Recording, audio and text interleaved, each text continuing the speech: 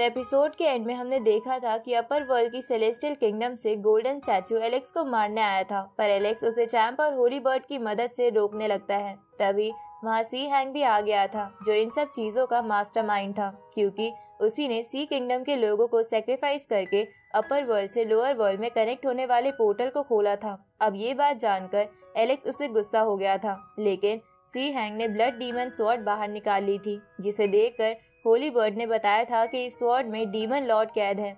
इधर एलेक्स और सी हैंग लड़ रहे थे, लेकिन अब भी एलेक्स ही सी हैंग पर भारी पड़ रहा था, जिसकी वजह से सी हैंग ने स्पेयर ऑफ कर्स बाहर निकाल ली थी, जिसे कई लोगों की सोल को सेक्रीफाइस करके ही बनाया जा सकता था। अब आगे तो एपिसोड 102 की शुरुआत में हम सी हैंग को देखते हैं, जो स्पेयर ऑफ कर्स को पूरी तरह चेंज कर देता है और उससे एलेक्स पर अटैक करता है, लेकिन एलेक्स बहुत ही पावरफुल शील्ड बनाकर उस स्पेयर के अटैक से बच जाता है। तो ये देखकर सी हैंग एलेक्स से बोलता है कि भले ही तुम्हारे पास चैंप और फायर किंगडम की होली बीस्ट है, लेकिन अभी वो यहाँ नहीं है, इसलिए तुम इतना कॉन्फिडेंस मत दिखाओ, क्योंकि अगर ये स्पेयर किसी वेनेरेबल लेवल के कल्टीवेटर को भी टच कर जाए तो वो भी तुरंत ही मर जाता है। ये सुनकर एलेक्स सी हैंग से कहता है कि तुमने सी किंगडम के सारे लोगों को मारा है, अगर मैंने तुम्हें आज यहाँ से जिंदा जाने दिया तो मैं सी किंगडम का एम्परर बनने के लायक नहीं रहूंगा। अब एलेक्स खुद को गोल्डन स्पिरिट बर्ड में ट्रांसफॉर्म करके सी हैंग की तरफ बढ़ता है, तो सी हैंग भी स्पेयर ऑफ कर्स से एलेक्स पर अटैक करता है,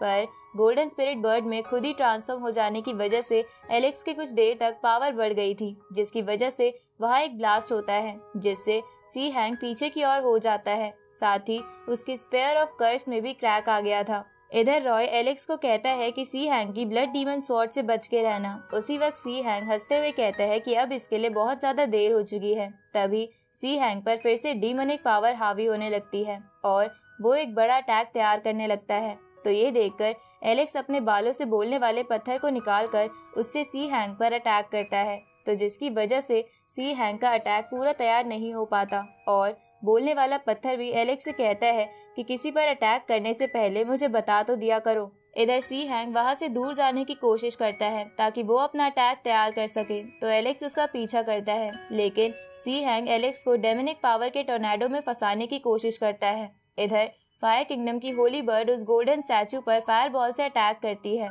जिससे वो स्टैचू बच जाता है। तभी चैंप भी उस गोल्डन स्टैचू पर डिवाइन स्पेयर से अटैक करता है। उसी वक्त चैंप की नजर उस टोर्नेडो पर जाती है, जिसे देखकर चैंप बोलता है कि वहाँ डेमोनिक पावर्स बढ़ती जा रही है। इस पे होली बर्ड चैंप से कहती है कि हाँ, ये demonic power blood demon sword से निकल रही है, पर ये इतनी भी ज्यादा नहीं है जितनी ये तब होती जब ये ब्लड डीमन स्वॉर्ड अपनी ओरिजिनल हालत में होती, क्योंकि अभी तो बस इसे रिपेयर ही किया है। इसलिए अगर उस डीमन लॉर्ड को ब्लड डीमन स्वॉर्ड से बाहर निकलना है तो उसे बहुत टाइम लगेगा। दूसरी तरफ सी हैंग एलेक्स पर स्पेयर ऑफ कर्स से अटैक करता है, लेकिन एलेक्स उससे बच जाता है और अपने गोल्डन स्पिरिट बर्ड टेक्निक बाहर निकाल लेता है, जिसे रोकने के लिए सी हैंग स्पेयर ऑफ कर्स का ही इस्तेमाल करने लगता है, लेकिन एलेक्स स्पिरिट बर्ड टेक्निक से उस स्पेयर बर्ड को तबाह कर देता है और सी हैंग से कहता है कि अब तुम्हें तुम्हारे बुरे कर्मों से कोई भी नहीं बचा सकता है, और ये बोलकर एलेक्स सी हैंग की तरफ बढ़ने लगता है। ये देखकर सी हैंग ब्लड डीमन स्वॉर्ड से कुछ करते हुए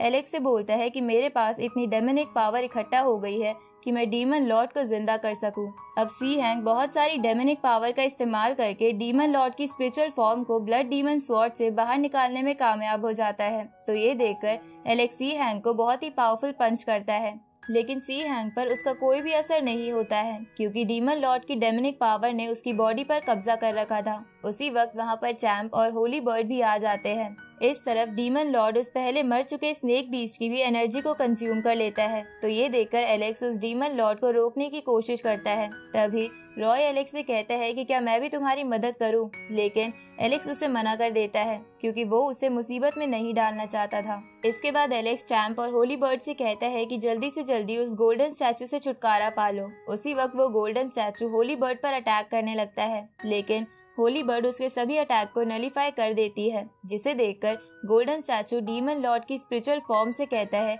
कि क्या हम दोनों साथ मिलकर लड़े।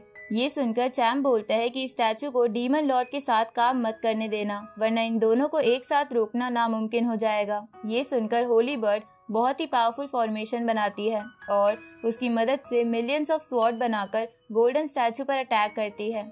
इस तरफ चैम्प भी गार्ड ड्रैगन और एलेक्स की सिखाई हुई वेल टेक्निक को डिवाइन स्पेयर में मर्ज करके उस स्पेयर से गोल्डन स्टैचू पर बहुत ही पावरफुल स्लैश अटैक करता है, जिसकी वजह से गोल्डन स्टैचू तबाह हो जाता है। लेकिन उस स्टैचू के तबाह होने पर डीमन लॉर्ड उसकी सारी एनर्जी कंज्यूम कर लेता है और हंसते हुए एलेक्स से कहता है कि चाहे गोल्डन स्टैचू तबाह हो गया है, पर मैंने उसकी पावर कंज्यूम कर ली है, जिसकी वजह से तुम ना भी चाहो तो भी वो गोल्डन स्टैचू मेरे साथ ही काम करेगा। उसी वक्त एलेक्स तेजी से डीमन लॉर्ड की स्पिरिचुअल फॉर्म की तरफ बढ़ने लगता है, तो डीमन लॉर्ड एलेक्स पर अटैक करने लगता है। लेकिन जब एलेक्स उसके हर अटैक से बच जाता है तो डीमन लॉर्ड एलेक्स को मारने के लिए उसे अपने करीब ही खींचने लगता है। ये देखकर एलेक्स एक स्लैश अटैक के इम्पैक्ट की मदद से डीमन लॉर्ड से दूर होता है। तभी डीमन लॉर्ड एलेक्स पर स्पिरिचुअल पावर से अटैक करता है, जिससे वहाँ बहुत बड़ा इम्पैक्ट क्रिएट होने लगता है।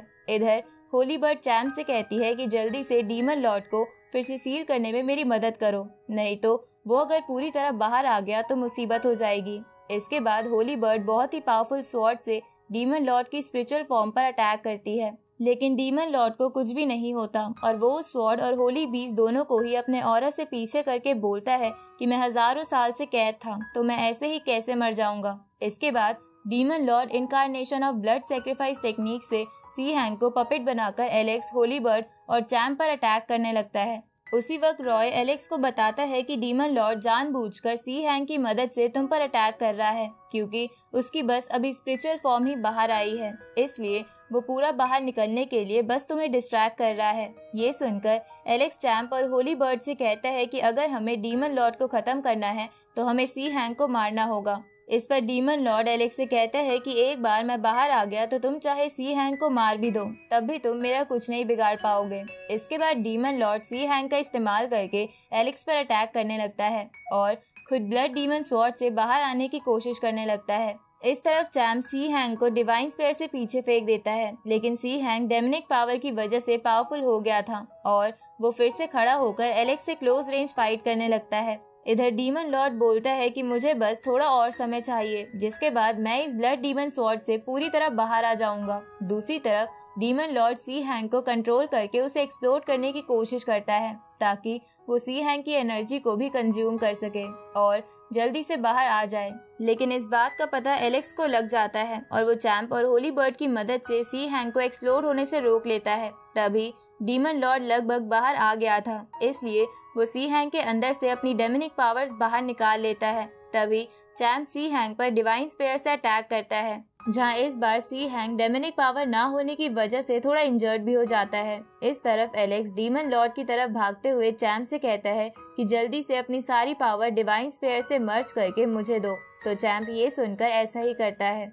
जिसके बाद एलेक्स उस स्पेयर को लेके उसमें अपनी गोल्डन स्पिरिट बर्ड की पावर भी डाल देता है और उसे लेकर तेजी से डीमन लॉर्ड की ओर बढ़ता है। तभी सी हैंग एलेक्स को रोकने की कोशिश करता है, लेकिन एलेक्स उसे जमीन पर फेंक देता है और डिवाइन स्पेयर को अपनी फुल पावर के साथ डीमन लॉर्ड पर फेंकता है, जिसकी वजह से डीमन लॉर्ड फिर से ब्लड डीमन स्वॉर्ड में सील होने लगता है। पर वो जाते वक्त एलेक्स से कहता है कि भले ही मैं इस बार हार गया हूँ, लेकिन मैं एक दिन वापस जरूर आऊंगा और फिर तुम्हें नहीं छोड़ूंगा। ये सुनकर एलेक्स बोलता है कि मैं तुम्हें वापस आने दूंगा, तब ना तुम कुछ करोगे। अब डीमन लॉर्ड के स्वॉर्ड में कैद होते ही एलेक्स अपनी चैम्प और होली बर्ड की पावर को डिवाइन स्पेयर में डाल के उससे उस ब्लड डीमन स्वॉर्ड पर अटैक करता है, जिसकी वजह से वहाँ बहुत बड़ा एक्सप्लोजन होता है और उस स्वॉर्ड के टुकड़े टुकड़े हो जाते हैं। जिसके बाद एलेक्स होली बर्ड से बोलता है कि तुम्हारी डिवाइन फायर से कुछ भी राख बन सकता है, तो तुम इस स्वॉर्ड के टुकड़ों को भी राख बना दो। ये सुनकर होली बर्ड ऐसा ही करती है, जिसकी वजह से ब्लड डीमन स्वॉर्ड और डीमन लॉर्ड का नामो निशान ही खत्म हो जाता है।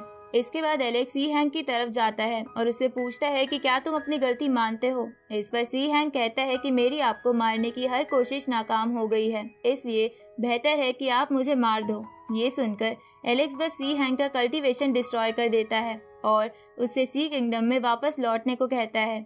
इस पर सी हैंग बोलता है कि भले ही मुझ पर डेमनिक पावर्स हावी थी, पर मैं भी कहीं न कहीं आपको मारना चाहता था, इसलिए मेरा जिंदा रहना सही नहीं होगा। अब सी हैंग ये कहते हुए खुद को चाकू मारकर मर जाता है, जहां मरते हुए वो एलेक्स से कहता है कि आप सेलेस्टियल किंगडम के ब्लड सेक्रीफाइस से संभल कर रहना।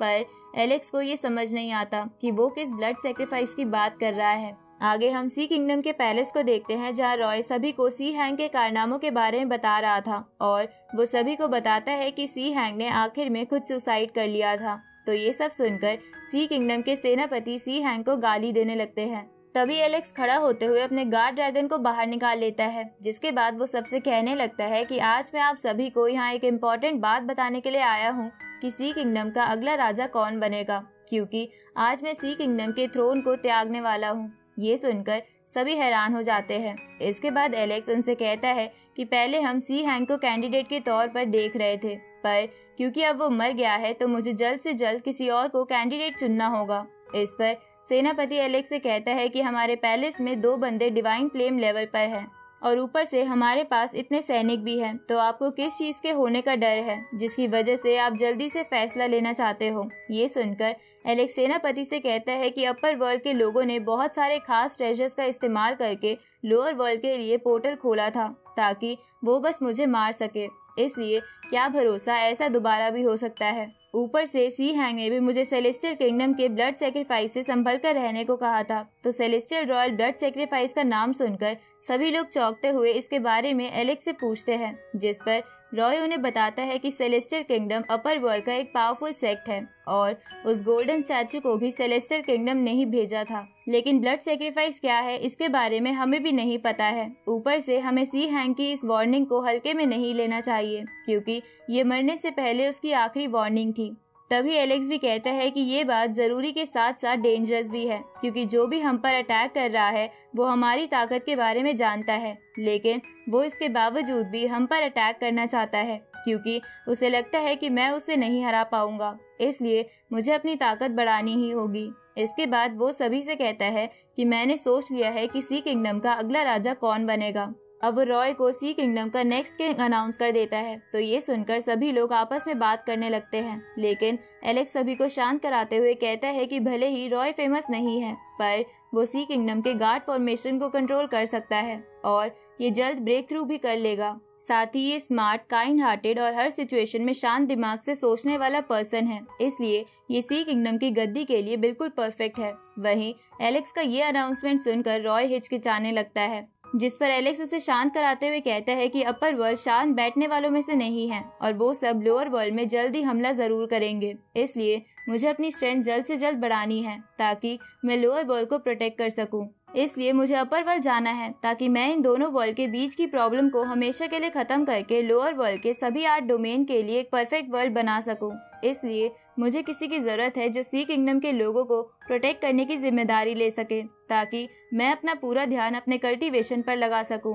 तो ये सुनकर रॉय इसके लिए मान जाता है, जिसके बाद एलेक्स अनाउंस कर देता है कि अब से सी किंगडम का राजा रॉय है, जिसको सुनकर सभी लोग उसे ग्रीट करने लगते हैं। इसके बाद एलेक्स ये कहकर वहाँ से चला जाता है कि अगर फ्यूचर में कोई दिक्कत हो तो मुझे शैनशिंग माउंटेन में आकर मिलना, और अब से तुम्हारा राजा रॉय है, इसलिए इसकी बात वैसे ही मानना जैसे तुम लोग मेरी मानते हो। अब इसी के साथ ये पार्ट यहीं पर खत्म हो जाता है।